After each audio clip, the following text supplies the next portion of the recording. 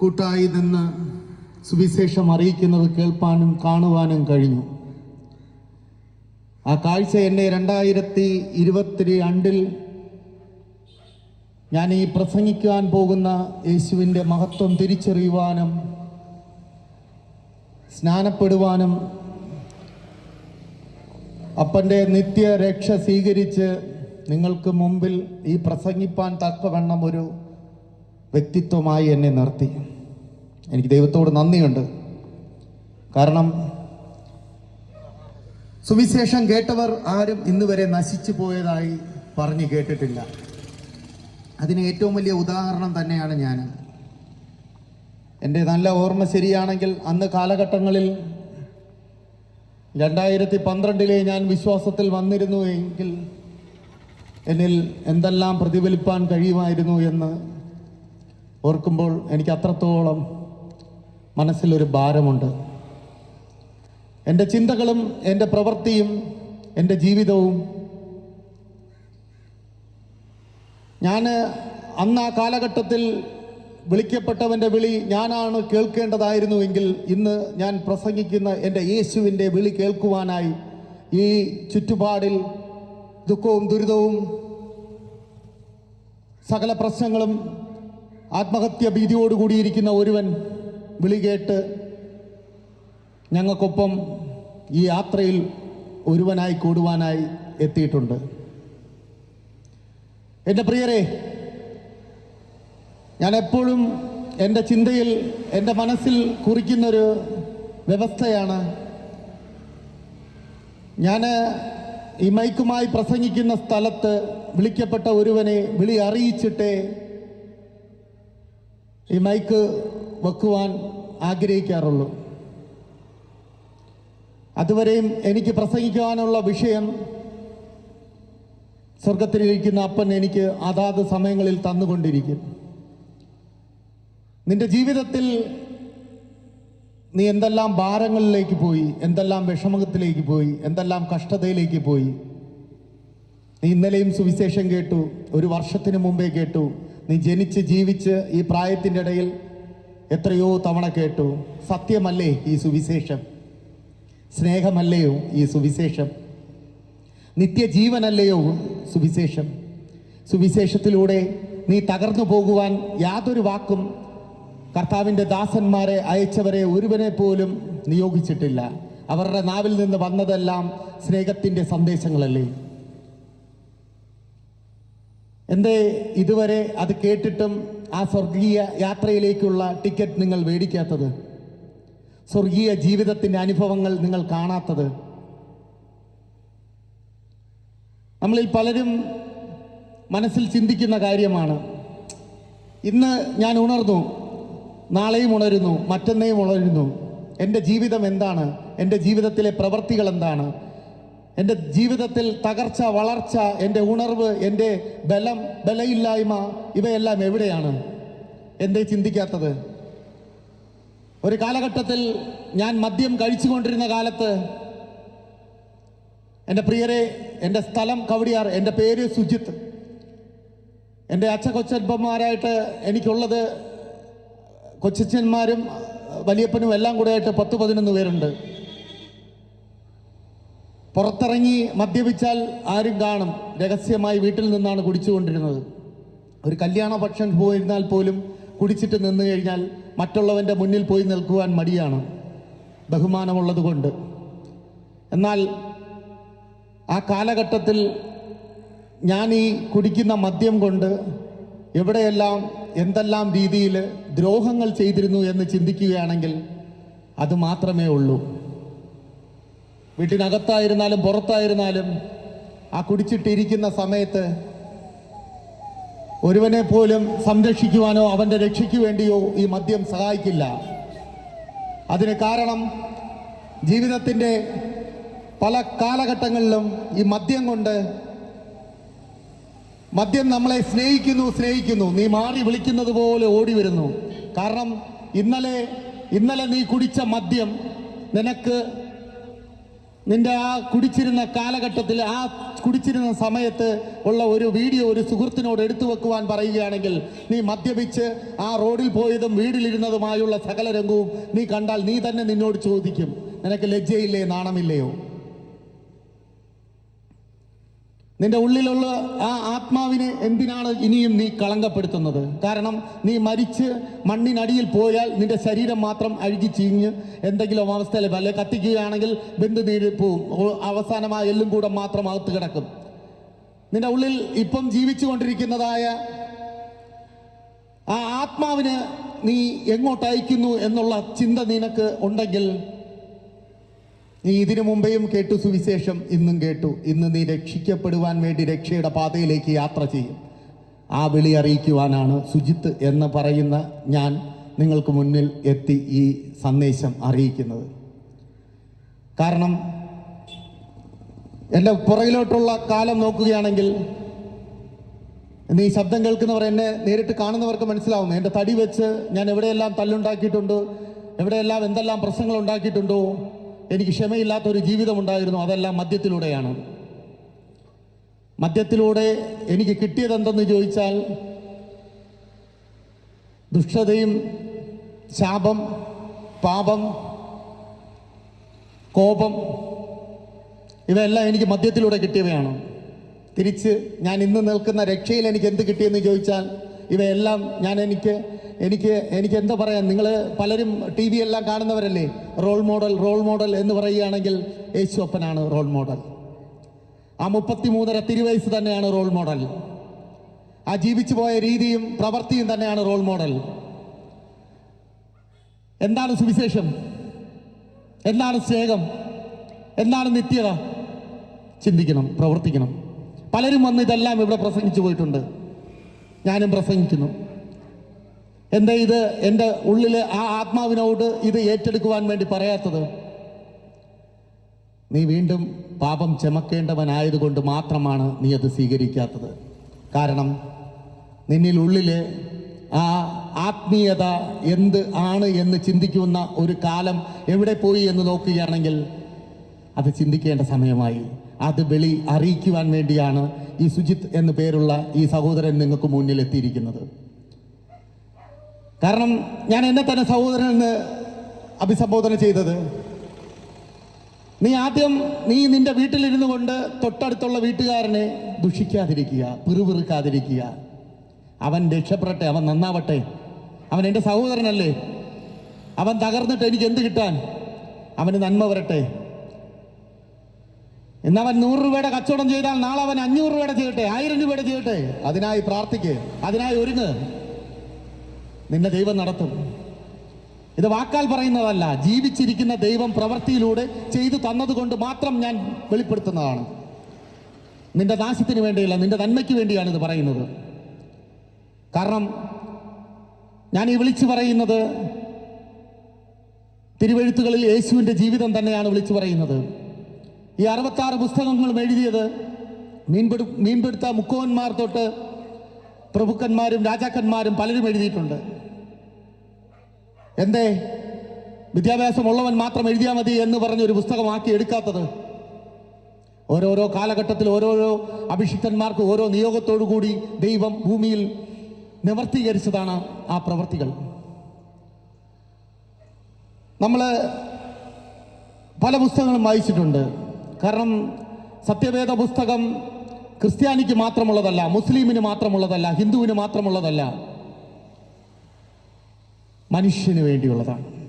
ആ തിരിച്ചറിവ്, ആ ബോധം വരണം. അതിലെത്തിയാൽ നീ പിന്നീട് പാപം ചെയ്യുവാൻ പോകത്തില്ല.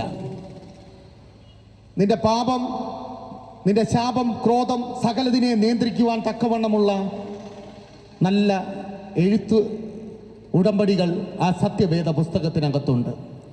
ഈ സത്യവേദ പുസ്തകം ഒരിക്കലെങ്കിലും നിങ്ങൾ വായിക്കണം.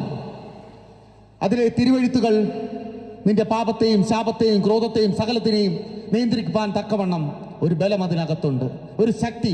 എവിടെ നിന്നില്ലാത്തൊരു ആനന്ദമുണ്ട്, എവിടെ നിന്നില്ലാതെ ഞാൻ നേരത്തെ പറഞ്ഞതുപോലെ ആ അയൽക്കാരനെ എങ്ങനെ സ്നേഹിക്കണമെന്നുള്ള ആത്മീയ മർമ്മങ്ങളുണ്ട്. ഇത് പറയുവാൻ കാരണം മറ്റൊന്നുമല്ല, ഞാനെന്ന് പറയുന്ന മൃഗത്തെ ഇത്രത്തോളം ക്ഷമാശീലനാക്കി ഇവിടെ നിങ്ങൾക്ക് മുമ്പിൽ ഒരു പാനപാത്രമായി നിർത്തിയിട്ടുണ്ടെങ്കിൽ എത്രയോ എത്രയോ കാലങ്ങൾക്ക് മുമ്പേ നിങ്ങൾ കേട്ടുകൊണ്ടിരിക്കുന്ന ഈ സുവിശേഷത്തിലൂടെ നിങ്ങൾക്കൊരു രക്ഷ നേടിക്കൂടെ? കാരണം അറിയാത്തത് കൊണ്ടല്ല, എന്നെ ചുറ്റുമുള്ളവർ എന്ത് പറയും, ഞാൻ ഇത് വായിച്ചത് കൊണ്ടോ ഇപ്പോൾ ഇത് കേൾക്കുന്നത് കൊണ്ടോ ചുറ്റുപാടുമുള്ള ജനം എന്ത് ലജ്ജയോടുകൂടി പറയുമെന്നുള്ളൊരു തോന്നലാണെങ്കിൽ, എൻ്റെ പ്രിയരെ, ഞാനൊരു ഹൈന്ദവ കുടുംബത്തിൽ ജനിച്ചു വളർന്നവനാണ്. ഞാൻ 10-21 ശബരിമല ചവിട്ടി അതിൻ്റെ ഗുരുസ്വാമി സ്ഥാനത്തിരുന്ന് കെട്ടുകൾ വരെ നിറച്ചിട്ടുള്ളവനാണ്. ഞാൻ ഈ സുവിശേഷങ്ങൾ കേട്ട സമയത്തും ഇതിനു വേണ്ടി പ്രവർത്തിക്കാൻ വേണ്ടി മനസ്സ് ചിന്ത തന്ന സമയത്തും ഭൂമിയിൽ എനിക്ക് ജനനം തന്നൊരു അമ്മയില്ലയോ, ആ അമ്മ മരിക്കുന്ന സമയത്ത് അവരുടെ പിതൃകർമ്മങ്ങൾ ചെയ്യുവാൻ തക്കവണ്ണം അവർ ജനിപ്പിച്ചൊരു മകനല്ലയോ ഞാൻ? ഈ തോന്നലുകൾ എന്നെ ആഴത്തിലേക്ക് ഇറക്കി അപ്പനിലേക്ക് അടക്കുവാൻ വേണ്ടിയുള്ള സമയം വീണ്ടും വീണ്ടും വീണ്ടും എന്നെ തട്ടി നീക്കിക്കൊണ്ടിരുന്നു. എനിക്ക് രക്ഷയിലോട്ടുള്ള മാർഗം ചിന്തിക്കുവാനോ പ്രവർത്തിപ്പാനോ കഴിയാത്തത് കൊണ്ടല്ല, ഭൂമിയിലെ മനുഷ്യന് മുന്നിൽ എങ്ങനെ തല ഉയർത്തി നിൽക്കുന്നുള്ള ചിന്ത കൊണ്ടാണ്. എന്തുപറ്റി? വീണ്ടും കയ്യിലിരുന്ന കാറും ലോറിയും എല്ലാം പോയി. വട്ടപൂജ്യമാകുവാൻ വേണ്ടി കാത്തിരിക്കാനായിരുന്നു വീണ്ടും വർഷങ്ങൾ കടന്നുപോയത്. ഇന്ന് ആ വട്ടപൂജ്യത്തിൽ നിന്ന് ഈ നിൽക്കുന്ന ശുചിത്തായി എന്നെ മാറ്റിയിട്ടുണ്ടെങ്കിൽ ആ ജീവിച്ചിരിക്കുന്ന സത്യദൈവത്തെ വിശ്വസിച്ചതുകൊണ്ടും പ്രവർത്തിച്ചതുകൊണ്ടും മാത്രമാണ്. ഞാനെന്ന് പറയുന്ന മൃഗത്തെ ഇത്രത്തോളം മനുഷ്യനാക്കി, മനുഷ്യൻ പാപിയാണ്, പക്ഷെ പാപം ഏറ്റുപറഞ്ഞ് ആ സ്വർഗത്തിലേക്കുള്ള ടിക്കറ്റ് എടുത്ത് യാത്ര ചെയ്യുവാൻ തുടങ്ങിയാൽ എവിടെ നിന്നില്ലാത്ത ആനന്ദം വരും. പറയുവാൻ കാരണം, അന്നത്തെ കാലഘട്ടങ്ങളിൽ KSRTC കണ്ടക്ടറായിരിക്കുമ്പോഴും ആ ട്രിപ്പർ ലോറി സ്വന്തമായിട്ടുള്ള കാലങ്ങളിലും ഞാൻ അടിപിടികൾ ഉണ്ടാക്കിയിട്ടുണ്ട്. അതിന് പുറകിലോട്ട് പഠിക്കുന്ന കാലത്താണെങ്കിൽ എത്രയോ അടിപിടി കേസുകൾ. ആ കേസുകളിൽ നിന്നെല്ലാം അമ്മ രക്ഷപ്പെടുത്തുവാൻ വേണ്ടി പുറകെ ഓടിയ ഓട്ടങ്ങൾ കാണുകയാണെങ്കിൽ, അയ്യോ, ഇന്ന് ഞാൻ എൻ്റെ കുഞ്ഞുമകനെയും വെച്ചുകൊണ്ട് ഞാൻ ഇന്നീ പോകുന്ന ജീവിതത്തിൽ സമാധാനം. എൻ്റെ പ്രിയരെ, വേദനയുള്ള വർത്തമാനം കേൾക്കുന്നേക്കാളും സന്തോഷമുള്ള 4 കാര്യം ചെയ്തു എന്ന് പറയുവാനല്ലേ എൻ്റെ പ്രിയരെ ഞാൻ ഈ പറയുന്നത്. കാരണം സുവിശേഷം കേട്ടതുകൊണ്ട് ഇന്ന് ആരും നശിച്ചു പോയതായിട്ട് കേട്ടിട്ടില്ല എന്ന് പറയുവാൻ കാരണം, ഈ സുവിശേഷത്തിനകത്ത് യേശു 33.5 തിരുവയസ്സുകാലം തൻ്റെ പ്രവൃത്തികൾ എന്ന് വെച്ചാൽ 30 വയസ്സുകാലത്തിനിടയിൽ ഒരു വരിയോ അരവരിയോ വേദപുസ്തകത്തിനകത്തുള്ളൂ. ബാക്കി 3.5 വർഷക്കാലവും നന്മയുടെ യാത്രകൾ മാത്രമേ ഉള്ളൂ, സ്നേഹത്തിൻ്റെ സന്ദേശങ്ങൾ മാത്രമേ ഉള്ളൂ, അത്ഭുത കാഴ്ചകൾ മാത്രമേ ഉള്ളൂ. എന്തെന്നെല്ലാം വർണ്ണനകൾ! യേശു ഒരുവനോടും പറയുന്നില്ല അടുത്ത വീട്ടിലുള്ളവനെ തല്ലാനോ കൊല്ലാനോ മദ്യപിക്കുവാനോ മയക്കുമരുന്ന് ഉപയോഗിക്കുവാനോ പറയുന്നില്ല. ഇതെല്ലാം പറയുന്നത് നമ്മുടെ ഈ കൊച്ചു കേരളത്തിനകത്ത് മദ്യവും മയക്കുമരുന്നും കൊണ്ട് എത്ര അധികം രൂപ ഉണ്ടാക്കി എന്നുള്ള പത്രവാർത്തകളല്ലാതെ ഇതെല്ലാം മാറ്റിവെച്ച് ഒരു നന്മയുടെ ഒരു ജീവിതം കൊടുക്കുന്ന ഒരു വാർത്ത നമുക്ക് കേൾക്കുവാൻ കഴിയുന്നുണ്ടോ? ഇപ്പൊ രാജ്യങ്ങളിൽ ഏറ്റവും ഉയരത്തിൽ നിൽക്കുന്നു എന്ന് നമ്മൾ പറയുന്നതായ അമേരിക്ക, ഒരു യുദ്ധം വന്നാൽ അമേരിക്കയെ തോൽപ്പിക്കുവാനായി മറ്റു രാജ്യങ്ങൾക്ക് കഴിയില്ല എന്ന് ഉറപ്പ് പറയുവാൻ കാരണം, നമ്മൾ ഉള്ളിലോട്ട് ഒന്ന് കയറി നോക്കുകയാണെങ്കിൽ ഏറ്റവും അധികം ഈ വിശ്വാസത്തിൽ നിൽക്കുന്നതും പ്രവൃത്തിയിൽ കൊണ്ടുപോയിരിക്കുന്നതുമായ ഒരു രാജ്യമാണ് അമേരിക്ക. കാരണം മനുഷ്യൻ പാപിയാണ്. കാരണം രണ്ട് സ്ഥലങ്ങളും നമ്മുടെ ഇന്ത്യയും ഇതും വെച്ച് നോക്കുകയാണെങ്കിൽ മദ്യത്തിൽ ഏറ്റവും കൂടുതൽ ഉപയോഗിക്കുന്ന സ്ഥലം ആദ്യം നമ്പർ 1 വരികയാണെങ്കിൽ കേരളം വരും. കാരണം ഇന്ന് 15 കോടി രൂപ ഈ മാസത്തെ കണക്കെടുക്കുകയാണെങ്കിൽ അടുത്ത മാസം എങ്ങനെ ഇത് 30 കോടിയാക്കാം എന്നാണ് കേരളത്തിനകത്തുള്ള ജനം ചിന്തിക്കുന്നത്. തിരിച്ച് അമേരിക്ക പോലുള്ള വൻ രാജ്യങ്ങൾ ചിന്തിക്കുന്നത്, എൻ്റെ രാജ്യം ഈ രീതിയിലാണോ വളരേണ്ടത്, ആത്മീയതയിലാണോ വളരേണ്ടത്? അത്രത്തോളം വരെ ചിന്തിക്കുവാൻ തക്കവണ്ണം പ്രവൃത്തിയിൽ തന്നെ മാറ്റങ്ങൾ വരുന്നുണ്ട്. കേരളത്തിനകത്ത് ഈ 14 ജില്ലയിലും കൂടി മദ്യം വിൽക്കുന്നതിൻ്റെ ഒരു കണക്കെടുപ്പ് നടത്തുകയാണെങ്കിൽ ചാലക്കുടിയാണ് ഈ തവണ ഒന്നാമതെങ്കിൽ മാഹി അടുത്ത തവണ കൊടുക്കരുത്, തിരുവനന്തപുരം ഒന്നാമതാവണം. ഈ രീതിയിലാണ് ചിന്തകൾ പോകുന്നത്. രാവിലെ ജോലിക്ക് പോകാൻ ഇറങ്ങുന്നതിന് മുമ്പേ ഭാര്യ പറയും ഇന്ന് കുടിക്കരുത്. അപ്പോഴും വീട്ടിലുള്ള ഗൃഹനാഥൻ മനസ്സിൽ കരുതുകയാണ് ഇന്ന് കുടിക്കരുത് എന്നും പറയുന്നതല്ലേ. ഇന്നും കുഞ്ഞുമക്കളോടുകൂടി സന്തോഷത്തോടുകൂടി എനിക്ക് ഒന്ന് ഇറങ്ങണം. രാവിലെ പടിയെല്ലാം തുടങ്ങി ഒരു 10 മണിയായപ്പോൾ കുറച്ച് സാധനങ്ങൾ മേടിക്കാനായിട്ട് ആരെയും കിട്ടിയില്ല. ഈ പറഞ്ഞ വ്യക്തി തന്നെ ഇറങ്ങി, ഒരു പ്ലംബറാണെന്ന് വെച്ചോ, സാധനം മേടിക്കാനായിട്ട് ഇദ്ദേഹം തന്നെ അവിടെ നിന്ന് ഇറങ്ങി കടയിലോട്ട് പോവുകയാണ്. തൻ്റെ 2 വീലറും എടുത്ത് പോയി. ഈ സാധനം മേടിക്കാൻ നിൽക്കുന്നതിൻ്റെ തൊട്ടടുത്ത് ബിവറേജസിൻ്റെ ഔട്ട്ലെറ്റ് കണ്ടു. ആ സാധനം മേടിക്കാനായിട്ട് ഉടമയുടെ കയ്യിൽ നിന്ന് മേടിച്ചു കൊണ്ടുവന്ന 1000 രൂപയിൽ തൻ്റെ സാധനങ്ങളും വാങ്ങിച്ചു. അതിനോടൊപ്പം തനിക്ക് കുടിക്കുവാനുള്ള ഒരു ചെറിയ കുപ്പിയും മേടിച്ചു. രാവിലെ വീട്ടിൽ നിന്ന് ഇറങ്ങുന്നതിന് മുമ്പേ ഭാര്യയ്ക്ക് വാക്ക് കൊടുത്തതാണ്, ഞാനിന്ന് കുടിക്കില്ല. എവിടെ നിന്ന് വന്നു തനിക്ക് കുടിക്കുവാനുള്ള ഒരു ആസക്തി? ഈ മദ്യമെന്ന് പറയുന്ന പിശാച് തനിക്കുള്ളിൽ എത്രത്തോളം പ്രവർത്തിച്ചു വരുന്നോ അത്രത്തോളം തൻ്റെ ഉള്ളിൽ ആ പിശാച് തനിക്ക് ക്ഷമ കൊടുക്കത്തില്ല, സമാധാനം കൊടുക്കത്തില്ല. കാരണം ഈ മദ്യം ഇന്ന് കാലത്ത് കുടിക്കത്തില്ല എന്ന് പറഞ്ഞ് വീട്ടിൽ നിന്നിറങ്ങിയ ഈ മനുഷ്യനെ 10 മണിയായപ്പം തന്നെ കുടിപ്പിക്കുവാൻ ഇടയാക്കിയത് ഒരു പിശാചാണ്. ആ പിശാചിൻ്റെ ചിന്തകളാണ്. തിരിച്ച് വൈകുന്നേരം വീട്ടിലെത്തുമ്പോൾ വീട്ടിനകത്ത് ഇദ്ദേഹം ഇന്ന് കുടിച്ചിട്ട് വരത്തില്ല എന്നുള്ള ഉറപ്പോടുകൂടി ചോറും കറികളും എല്ലാം ഉണ്ടാക്കിയ പാത്രങ്ങൾ, ഇവർ തമ്മിലുള്ള സംസാരത്തിനിടയിൽ പിശാച് അവിടെ നല്ല രീതിയിലൊരു നാടകീയ നൃത്തം നടത്തും. പാത്രങ്ങളെല്ലാം പുറത്ത് അയൽവാസിയുടെ വീട്ടിലോ മറ്റ് സ്ഥലങ്ങളിലിരിക്കും. കാരണം ഇവർക്കുള്ളിൽ ക്ഷമയില്ലാത്തതുകൊണ്ടല്ല, ഇവർ ഉള്ളിൽ കരുതുന്ന വ്യവസ്ഥയ്ക്കും ഒരു മാറ്റവുമില്ലാതെ, അവരുടെ ചിന്തകൾക്ക് ഒരു മാറ്റമില്ലാതെ പിശാച് അവരുടെ ഭവനത്തിനകത്ത് പ്രവർത്തിച്ചു കൊണ്ടേയിരിക്കും. നീ സർവശക്തനായ യേശുവിൽ വിശ്വസിച്ച് തൻ്റെ നിത്യജീവൻ പ്രാപിച്ചു നോക്കിയേ.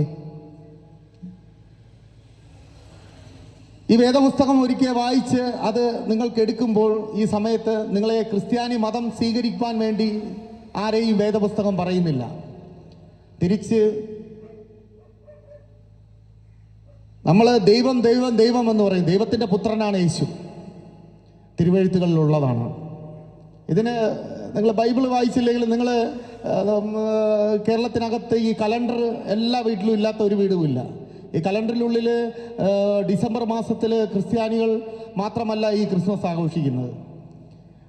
ഓഗസ്റ്റ് മാസം, ഈ മാസം ഓഗസ്റ്റ് സെപ്റ്റംബർ മാസങ്ങളിൽ ഓണം വരുമ്പോഴും ക്രിസ്ത്യാനികൾ മാത്രമോ ഹിന്ദു മാത്രമോ അല്ല ആഘോഷിക്കുന്നത്.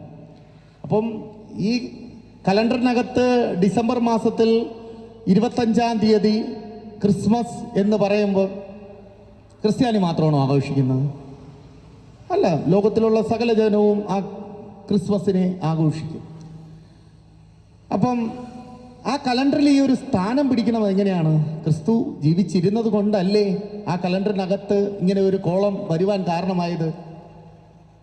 അദ്ദേഹത്തിൻ്റെ ജനനവും മരണവും ദിവസങ്ങളിൽ കലണ്ടറിനകത്ത് സ്ഥാനം വന്നിട്ടുണ്ട് എന്നുണ്ടെങ്കിൽ അത് സത്യമായ ഒരു വ്യവസ്ഥയാണ്. ഞാൻ നിങ്ങളോട് വീണ്ടും അപേക്ഷിക്കുന്നു, വേദപുസ്തകം, സത്യവേദപുസ്തകം ഒരിക്കലെങ്കിലും വായിക്കണം. വായിച്ചിരുന്നാൽ നിങ്ങൾ ആരും നശിച്ചു പോകത്തില്ല. ഈ വേദപുസ്തകത്തിനകത്ത് നിന്റെ ജീവിതത്തിനകത്ത് നടത്തിക്കൊണ്ടുപോകേണ്ടതായ നല്ല മാർഗങ്ങൾ അതിനകത്തുണ്ട്. ആ മാർഗങ്ങൾ നിന്റെ ജീവിതത്തിന് ഒരിക്കലും നാശം വരുത്തുകയില്ല. നന്മയുടെ നല്ല നല്ല എന്താ പറയുക, പണ്ട് കാലത്ത് യുദ്ധത്തിന് പോകുമ്പോൾ ഈ യുദ്ധവീരന്മാർ കവചകുണ്ടലങ്ങൾ ധരിക്കും, ഈ പടച്ചട്ടം ഇടുന്നത് പോലെ. അതുപോലെ ഒരു കവറിങ് നിനക്ക് കിട്ടും. ഇത് പറയാൻ കാരണം മറ്റൊന്നും കൊണ്ടല്ല, നിന്റെ രോഗമായിക്കോട്ടെ, നിന്റെ ശാപമായിക്കോട്ടെ, നിനക്കുള്ളിൽ പ്രവർത്തിക്കുന്ന ദുഷ്ടശക്തികളായിക്കോട്ടെ. നേരത്തെ പറഞ്ഞില്ലേ, മദ്യം പോലുള്ള പിശാച് ഭവനത്തിനകത്ത് പ്രവർത്തിക്കുന്നു. ഇതൊന്നും അതിന് ചുറ്റളവിൽ വരില്ല. നീ നന്മയിൽ ആ ചിന്തയുമായിട്ടിരിക്കുകയാണെങ്കിൽ നിന്റെ ഭവനത്തിനകത്ത് പ്രവർത്തിച്ചു കൊണ്ടിരിക്കുന്ന പിശാച് എന്ന മദ്യം എവിടെ പോയെന്ന് ഒരിക്കലും തിരിച്ചറിയുവാൻ കഴിയാത്ത വിധം നിങ്ങൾ ശക്തരാകുവാൻ കഴിയും. നിന്റെ കുഞ്ഞുമക്കൾക്ക് പോലും നന്മയിൽ പഠിക്കാൻ കഴിയുന്നില്ലല്ലോ. കാരണം അവർ വളർന്നു വരുന്ന വഴിയിൽ ഈ മദ്യം എന്ന പിശാച് ഭവനത്തിനകത്ത് വൈകുന്നേര സമയം സമാധാനത്തോടു കൂടി ഇരുന്ന് കഴിപ്പാനിരുന്ന ചോറും കറിയും ഉൾപ്പെടെ വിളയിൽ പോയി. എന്ത് കഴിക്കും? പകരം കേട്ടു, കഴിച്ചു, ഉറങ്ങി. അറിഞ്ഞ കാര്യമെന്ന് പറഞ്ഞാൽ ഈ ഭൂമിയിൽ നന്മ നശിച്ചു പോകും തക്കമുള്ള കുറേ സഭ്യമായ വാക്കുകൾ. ഈ വാക്കുകൾ തുടർ ദിവസങ്ങളിൽ ഈ ഭവനത്തിലുള്ള കുഞ്ഞുങ്ങൾക്ക് മാത്രമല്ല, തൊട്ടടുത്തിരിക്കുന്നതും ചേർന്നിരിക്കുന്നതുമായി ഈ ശബ്ദം, ഇപ്പം ഞാൻ മൈക്കിൽ പ്രസംഗിക്കുമ്പോൾ ഇപ്പം എനിക്ക് മുന്നിലിരിക്കുന്നവർ മാത്രമല്ല, ഈ ശബ്ദമാളി എത്ര ദൂരം പോകുന്നു അവിടെ ഇരിക്കുന്നവരെല്ലാം ഈ സുവിശേഷം കേൾക്കുന്നു. അതുപോലെ ഈ മനുഷ്യൻ അദ്ദേഹത്തിൻ്റെ ഭാര്യയും വീട്ടിനകത്തു നിന്നും അങ്ങോട്ടും ഇങ്ങോട്ടും മുഖത്തോട് മുഖം നോക്കി വിളിക്കുന്ന സഭ്യമായ ഭാഷകൾ ആ ഭവനത്തിലെ കുഞ്ഞുങ്ങളും തൊട്ടടുത്തുള്ള കുഞ്ഞുങ്ങളും പിഞ്ചു കുഞ്ഞുങ്ങളും ഇത് കേട്ട് പഠിക്കും. അവരുടെ വീട്ടിൽ മദ്യപാനമില്ല, മയക്കുമരുന്നില്ല, വേറെ വ്യവസ്ഥയില്ല, വിശ്വാസിയാണെന്ന് വെച്ചോ. പക്ഷേ ഇത് കേട്ട് ആ കുഞ്ഞും നാവിൽ ഇത് ഉപയോഗിക്കും. ഇല്ല എന്ന് ഒരിക്കലും നമുക്ക് പറയുവാൻ കഴിയില്ല. കാരണം ഞാൻ ഈ മദ്യം നിർത്തണം എന്നുള്ള ആഗ്രഹത്തോടു കൂടി രാവിലെ ഭവനത്തിൽ നിന്ന് ഇറങ്ങിയതാണ്. തിരിച്ച് ഒരു ഡി അഡിക്ഷൻ സെൻറ്ററിൽ പോയി. എന്ത് പ്രയോജനം? കാരണം ഈ കേരളത്തിനകത്ത് മുക്കിനും മൂലയിലും ഇപ്പം ഡി അഡിക്ഷൻ സെൻറ്ററുകളാണ്.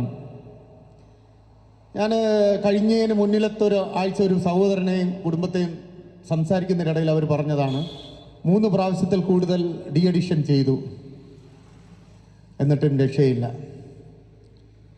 തിരിച്ച് ചർച്ചിൽ വന്ന് ഒരു വെള്ളിയാഴ്ച ഇരുന്നു, ഒരു ഞായറാഴ്ച ഇരുന്നു. അത് കഴിഞ്ഞപ്പോഴത്തേക്ക് എനിക്ക് കുടിക്കാൻ തോന്നുന്നില്ല ബ്രദറെ എന്നാണ് പറഞ്ഞത്. കാരണം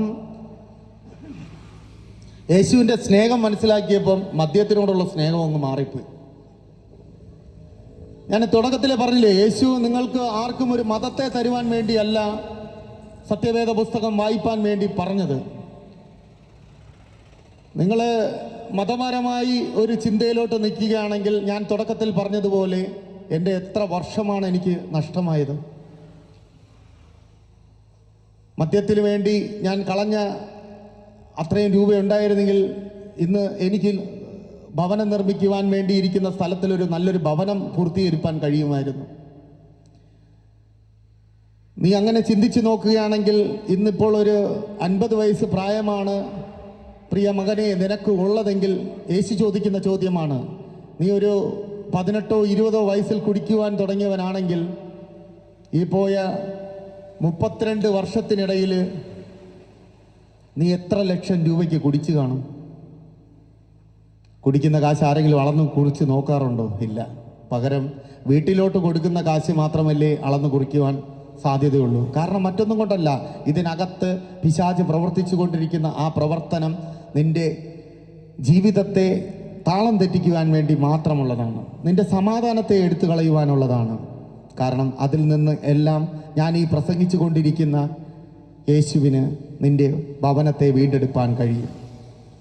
കാരണം ഇത് ഇന്ന് ആദ്യമായല്ല ഈ ദേശം കേൾക്കുന്നത്. എനിക്ക് പൂർണ്ണ ഉറപ്പുണ്ട്, വിശ്വാസമുണ്ട്. കാരണം ഞാൻ ഇതുവഴി 2008-12 കാലഘട്ടത്തിനിടയിൽ പലതവണ സർവീസ് വരുന്നതിനിടയ്ക്കും ആ ഒരു പ്രധാന ഘടകം ആ വൃദ്ധൻ പ്രസംഗിക്കുന്നതാണ്. വിഷയം കൂടുതൽ കേട്ടിട്ടുണ്ടെങ്കിലും പലതവണയായി ഇവിടെ യോഗങ്ങൾ കൂടുന്നത് ഞാൻ എൻ്റെ ശ്രദ്ധയിൽപ്പെട്ടിട്ടുണ്ട്.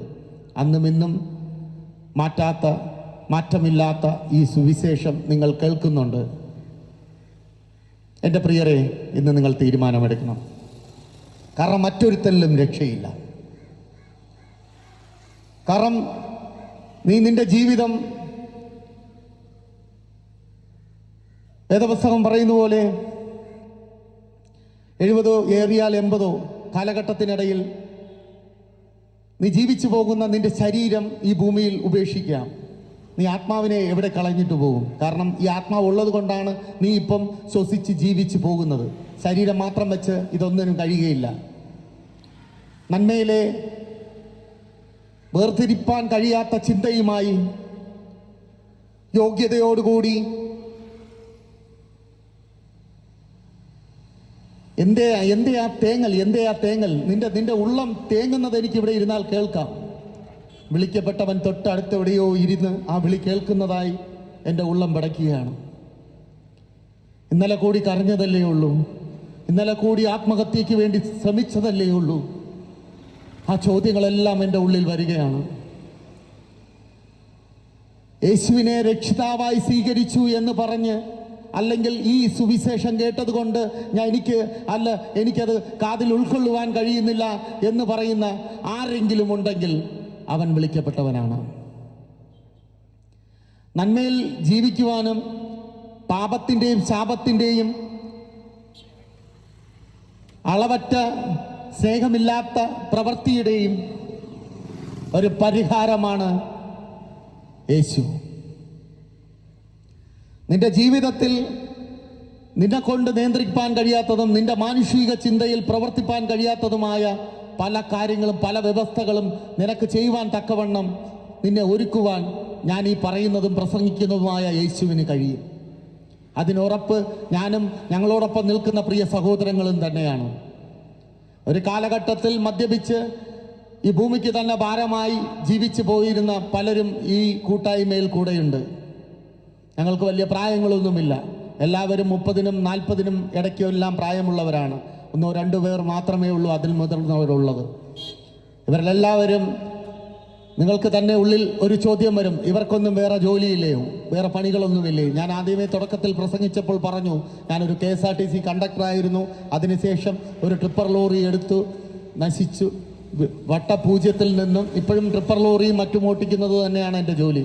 ജോലിയില്ലാത്തവരായി ഈ കൂട്ടത്തിൽ ആരും തന്നെ ഇല്ല.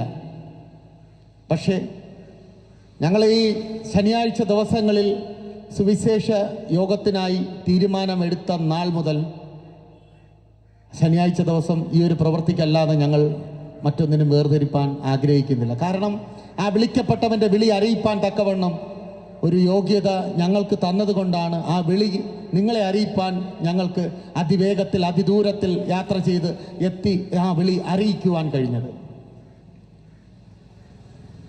ഞാൻ തുടക്കത്തിലെ പറഞ്ഞതുപോലെ ആ വീട്ടിനകത്തിരുന്ന്, അല്ലെങ്കിൽ ഒത്തിരി കടകമ്പോളങ്ങൾ ഇരിപ്പുണ്ട്, അതിനുള്ളിലിരുന്ന് ആ എന്ത് ശാപമാണ്, എന്ത് പാപമാണ്, എന്ത് ക്രോധമാണ്, അല്ലെങ്കിൽ എന്ത് ദാരിദ്ര്യമാണ്, എന്ത് ദുഃഖമാണ് എന്നെ തകർക്കുവാനും എന്നെ ചോദ്യചിഹ്നമാക്കി നിർത്തിയിരിക്കുന്നത് എന്ന് ഉള്ളിൽ തൊട്ട് ചിന്തിക്കുന്നവന്, ആ ചിന്തിക്കുന്ന ആ വ്യക്തിക്ക്, ആ സഹോദരി സഹോദരന്, ആ കുഞ്ഞു മക്കൾക്ക് നിന്റെ രോഗമായിക്കോട്ടെ, ശാപമായിക്കോട്ടെ, നിനക്ക് വളരണമെന്ന് ആഗ്രഹിച്ചിട്ട് വളരാൻ പറ്റാത്ത ആ കാരണമായിക്കോട്ടെ, എന്തായിരുന്നുവാലും അതിനെ പകുതിക്കോ കാൽഭാഗത്തിലോ അല്ല, മുഴുവനായി നിവർത്തീകരിച്ചു തരുവാൻ തക്കവണ്ണം ബലവാനായ ഒരുവനെ കുറിച്ചാണ് ഞാനിവിടെ പ്രസംഗിക്കുന്നത്. ഈ 3 ലോകങ്ങൾക്കും ഏക അവകാശി എന്ന് പറഞ്ഞ് വാദം വെക്കുവാൻ പറ്റിയ ഒരേ ഒരു നാമം യേശു തന്നെയാണ്. ദൈവത്തിൻ്റെ പുത്രൻ, ദൈവത്തോടൊപ്പം ചേർന്നിരിക്കേണ്ട മകനെ നമുക്ക്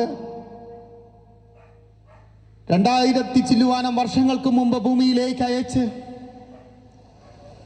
ദാവീദിന്റെ സന്തതിയായി ഭൂമിയിൽ ജനിച്ച് 33.5 തിരുവയസ്സ് കാലം നന്മയിലുള്ള പ്രവർത്തികൾ ഭൂമിയിൽ കാഴ്ചവെച്ച് ഒരു മനുഷ്യനായി ജീവിച്ച് മരിച്ച് 3 നാൾ ഉയർത്തെഴുന്നേറ്റ ഒരുവനെ കുറിച്ചാണ് ഞാനിവിടെ പ്രസംഗിക്കുന്നത്. പ്രിയരെ, നിങ്ങളെല്ലാവരും ഭൂമിയിൽ ജീവിച്ചു, എന്നോ ഒരു നാൾ ജനിച്ചു, ജീവിച്ചു, എന്നോ ഒരു നാൾ മരിച്ചു. പ്രിയരെ, ഞാൻ പ്രസംഗിക്കുന്ന ഈ സർവശക്തനായ യേശുവിനെ കുറിച്ച്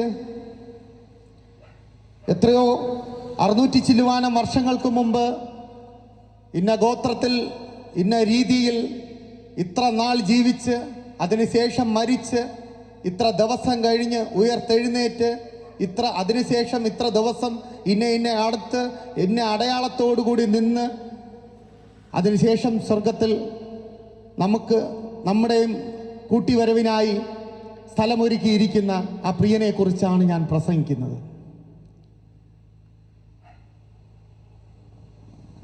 സ്വർഗത്തിലെ ആ അപ്പൻ നമുക്ക് തന്ന നന്മയിലെ ചിന്തകൾ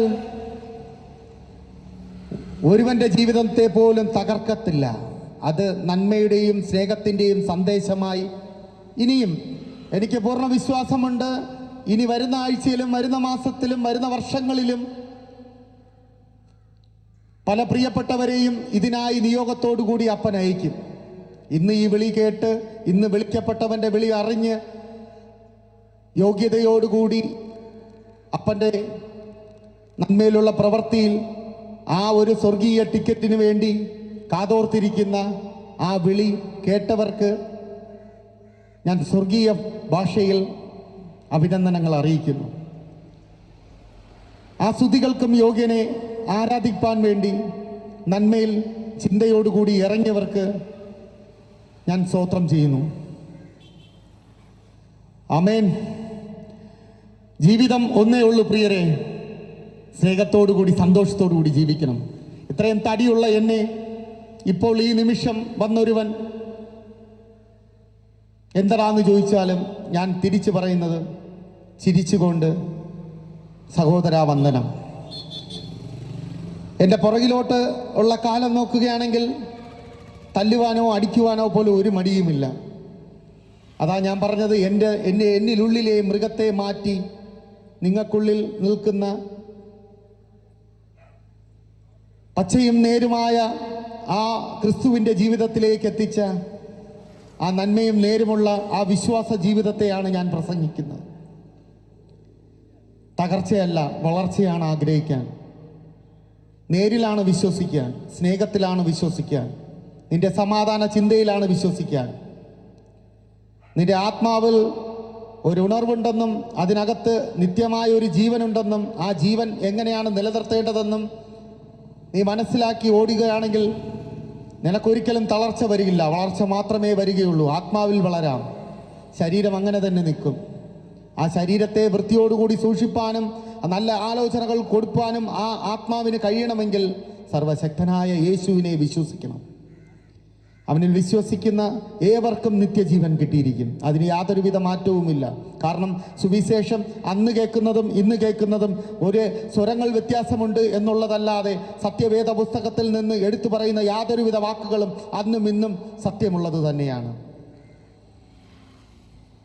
നന്മയിൽ ആ വിളിക്കപ്പെട്ടവന് ആ വിളി അറിയിച്ചു എന്നുള്ള പൂർണ്ണ വിശ്വാസവും ഉറപ്പോടുകൂടി ഞാൻ വിലയേറിയ ഈ പ്രസംഗം നിർത്തുവാൻ വേണ്ടി ആഗ്രഹിക്കുന്നു. ഞങ്ങളുടെ കൂട്ടത്തുള്ള ദൈവദാസൻ നിങ്ങൾക്ക് വേണ്ടി ഇപ്പോൾ പ്രാർത്ഥിക്കും. ഈ പ്രാർത്ഥിക്കുന്ന സമയത്ത് ഇരിക്കുന്ന ഇരിപ്പിടത്തിൽ നിങ്ങൾ ശ്രദ്ധയോടുകൂടി പ്രാർത്ഥിക്കുകയാണെങ്കിൽ നിന്റെ രോഗം, പാപം, ശാപം, ക്രോധം സകലതും നിയന്ത്രിപ്പാൻ തക്കവണ്ണം ആ പ്രാർത്ഥന ബലത്തോടുകൂടി നിന്നിൽ തന്നെ പ്രവർത്തിക്കുന്നതാണ്. കാരണം ഞങ്ങളുടെ ശബ്ദത്തിനുള്ളിൽ നിന്ന് നീ അത് ഏറ്റുവാങ്ങിക്കുമ്പോൾ, അല്ല എന്തെങ്കിലുമുണ്ട് വലിയ ഭാരമാണെങ്കിൽ ഞങ്ങളുടെ കൂട്ടത്ത് ദൈവദാസന്മാർ ഒത്തിരി പേരുണ്ട്, നേരിട്ട് പ്രാർത്ഥിക്കാവുന്നതാണ്. ഇല്ലെങ്കിൽ ആ ഇരിക്കുന്ന ഇരിപ്പിടത്തിൽ ഇത് ശ്രദ്ധയോടുകൂടി എടുത്താൽ ഇന്ന് ഈ സെക്കൻഡോടുകൂടി നിനക്ക് സ്വർഗത്തിലേക്ക് കയറുവാനുള്ള ആ ടിക്കറ്റ് എടുക്കുവാനുള്ള അവസരമാണ്.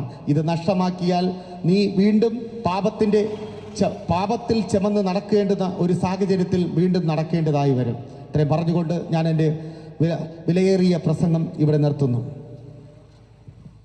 ജാതി മതഭേദമന്യേ ഈ സന്ദേശം കേട്ടുകൊണ്ടിരുന്ന എല്ലാ മാന്യ സ്നേഹിതർക്കും ഒരു പ്രാവശ്യം കൂടെ നന്ദി പ്രകാശിപ്പിക്കുന്നു. പ്രിയപ്പെട്ടവർ, ഈ പ്രോഗ്രാമിലൂടെ ഞങ്ങൾ നിങ്ങളെ അറിയിക്കുന്ന സന്ദേശം മനുഷ്യൻ അഭിമുഖീകരിക്കുന്ന സകലമാന വിഷയത്തിനും പരിഹാരം കർത്താവായ യേശു ക്രിസ്തുവിലുണ്ട് എന്നുള്ള യാഥാർത്ഥ്യം ഈ ദേശത്തിലെ പ്രിയപ്പെട്ടവരോട് ഞങ്ങൾ അറിയിക്കുകയാണ്. എനിക്ക് മുമ്പേ സംസാരിച്ച കർത്താവിൻ്റെ ദാസൻ തൻ്റെ ജീവിതത്തിലും ചില വർഷങ്ങൾക്ക് പുറകിൽ മദ്യത്തിൻ്റെയും മറ്റു മയക്കുമരുന്നിൻ്റെ ആസക്തിയിൽ തന്നെ ആയിരുന്നു. തൻ്റെ ജീവിതത്തിൽ ഒരു മാറ്റം സൃഷ്ടിപ്പാൻ ഈ ഉലക ചരിത്രത്തിൽ ആർക്കും തന്നെ കഴിഞ്ഞില്ല. ഡി അഡിക്ഷൻ സെൻ്ററുകൾക്കോ മറ്റ് സാമൂഹ്യ പ്രവർത്തനങ്ങൾക്കോ അധികാരി വൃന്ദങ്ങൾക്കോ അങ്ങനെ ആർക്കും തന്നെ തൻ്റെ ജീവിതത്തിൽ മാറ്റം വരുത്തുവാൻ കഴിഞ്ഞില്ല. എന്നാൽ കർത്താവായ യേശു ക്രിസ്തുവിൽ വിശ്വസിച്ചപ്പോൾ തൻ്റെ ജീവിതത്തിൽ ഒരു മാറ്റം വരുവാനിടയായി.